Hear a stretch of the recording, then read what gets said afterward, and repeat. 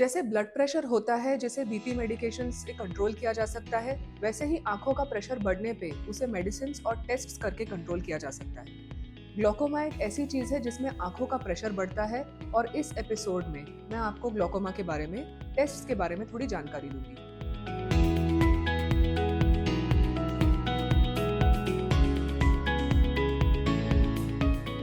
Welcome to iLogs, the channel from Dr. Eye Institute, which tells you about eye diseases and solves the doubts that you may have during your examination when your eyes are checked by your doctors.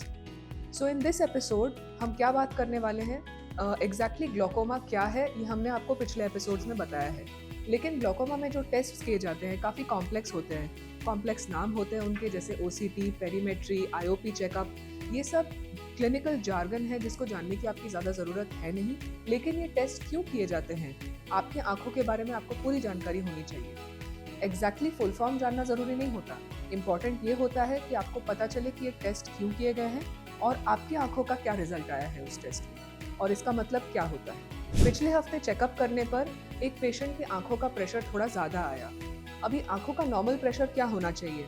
Around 12 to 20 is a normal range.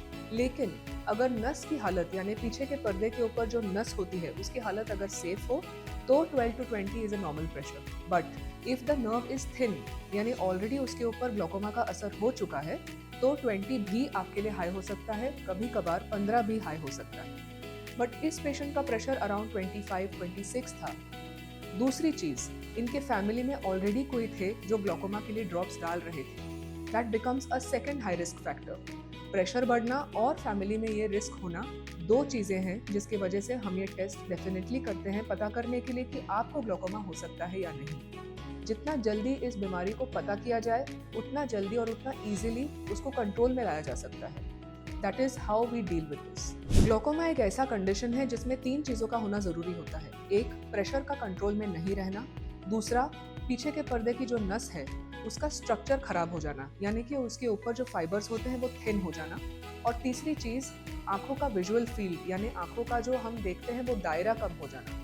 Usually peripheral field restriction जो होता है यानी कि आंखों का field कम होना, वो काफ़ी ग्लोकोमा डैमेज होने के बाद शुरू होता है और सटल चेंजेस यानी कि थोड़े बहुत चेंजेस उसमें पता नहीं चल पाते। सबसे पहले आंखों का प्रेशर हमें चेक करना पड़ता है, जो हम हर विजिट पे रूटीनली चेक करते हैं। इसीलिए रूटीन चेकअप करना बहुत ज़रूरी है, क्योंकि जब तक प्रेशर 60 या 70 हो नहीं जाता तब तक आपको आंखों में दर्द होगा नहीं, आपको रियलाइज़ नहीं हो पाएगा कि आपके आंखों में तकलीफ हो रही है। इसीलिए ग्लोकोमा साइलेंटली आपकी नज़र को तकलीफ देता रहता है और नर्व को धीरे धीरे तकलीफ देता रहता है, जो बिना रेगुलर चेकअप के नहीं पता चल पाता। इसीलिए तो उसे साइलेंट डिजीज कहते हैं। सबसे इम्पॉर्टेंट चीज़ है, इसको अर्ली स्टेज में तब पकड़ा जा सकता है जब रूटीन चेकअप पर हम स्कैन्स करें, जैसे कि OCT स्कैन, जो बताएगा कि आंखों का स्ट्रक्चर कैसा है और नर्व फाइबर लेयर कैसा है। ये जो टेस्ट होते हैं वो अर्ली स्टेज में पिकअप कर लेते हैं। पेरीमेट्री भी यानी कि आंखों का दायरा चेक करने के लिए जो टेस्ट होता है वो भी सटल चेंजेस पिकअप कर सकता है। ये टेस्ट्स अगर रेगुलरली किए जाएं, रेगुलरली यानी साल में एक बार, अगर आपको आंखों में कोई तकलीफ नहीं हो रही है और सारे टेस्ट नॉर्मल आए, we'll only repeat it next year. It's not something that you have to do every month and it's quite easily doable. अगर ये नॉर्मल आए तो ठीक है, अगर ये टेस्ट अब नॉर्मल आए तो हम उसके लिए दवाइयाँ शुरू करते हैं। Because it's a very early stage pickup disease, we need to get our eyes checked regularly. Because once vision is lost due to glaucoma, we can't get it back. It's irreversible and that's the unfortunate truth. सबसे पहला test है IOP test यानी कि intraocular pressure test, जिसमें हम आंखों का pressure measure करते हैं। इसमें हम आंखों में एक ड्रॉप डाल के आंख को सुन कर देते हैं और एक इंस्ट्रूमेंट टच करके आंखों का प्रेशर चेक करते हैं। It's completely painless, there is nothing to worry about it. If the pressure is high in this condition, हम लोग आंखों के कॉर्निया का थिकनेस मेजर करते हैं, क्योंकि कभी कभी थिक कॉर्नियाज जो होते हैं उनमें प्रेशर ओवर एस्टिमेट हो सकता है, यानी हमें फॉल्स साइन मिल सकता है कि प्रेशर शायद हाई है, बट एक्चुअली ऐसा होता नहीं। और बहुत थिन कॉर्नियाज में प्रेशर बहुत ज़्यादा आ सकता है जो एक्चुअली नहीं है, या फिर प्रेशर का over estimation, under estimation avoid करने के लिए हम कॉर्निया का भी थिकनेस चेक करते हैं। गोनियोस्कोपी ये एक और टेस्ट है जो हम करते हैं देखने के लिए कि आंखों का जो ड्रेनेज पाथवे है वो कैसा है।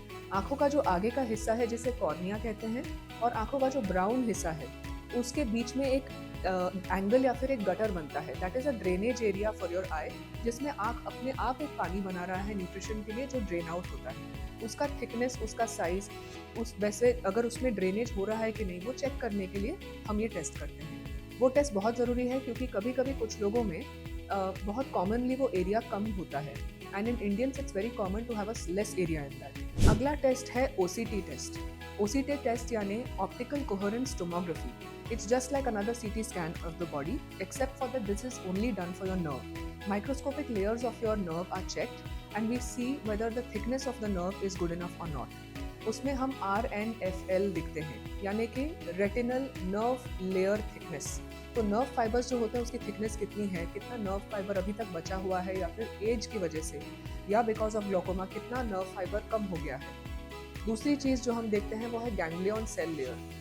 ये भी बताता है हमें कि अर्ली ग्लोकोमा शुरू होने वाला है या फिर ग्लोकोमा एडवांस हो चुका है। तीसरी चीज़ जो हम देखते हैं उसे कहते हैं कप टू डिस्क रेशियो, यानी कि नर्व का एक स्ट्रक्चर होता है, सेंटर में एक एरिया होता है जिसे कहते हैं कप एंड उसके साइड में जो सॉसर जैसा एरिया होता है उसे कहते हैं rim.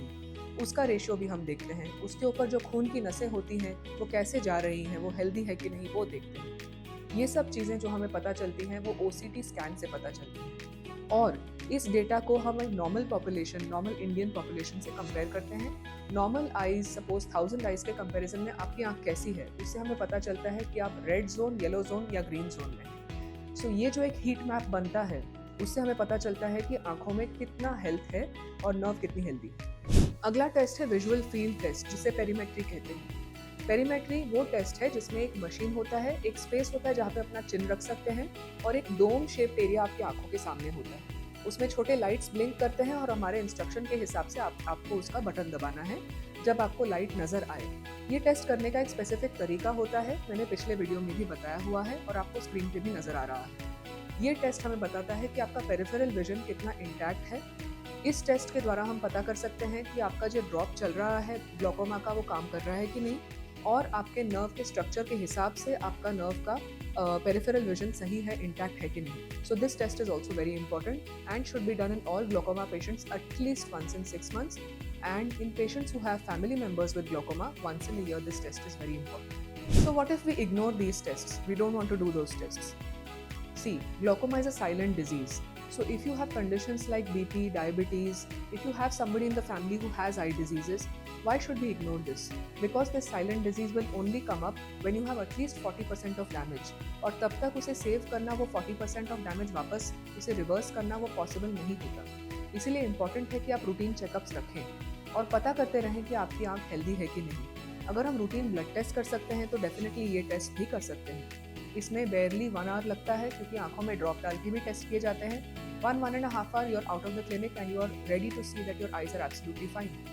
These tests are completely painless, they are non-invasive and they take 5 to 10 minutes for a capture of a scan. At least that much definitely you should get done once in a year if you have a family history of glaucoma and once in 6 months if you're already on drops. तो अगर आपको glaucoma है या फिर आप glaucoma suspect हैं या फिर घर में किसी और को ग्लोकोमा है, इट इज़ इम्पॉर्टेंट कि आप ये टेस्ट स्लाइटली नहीं लें।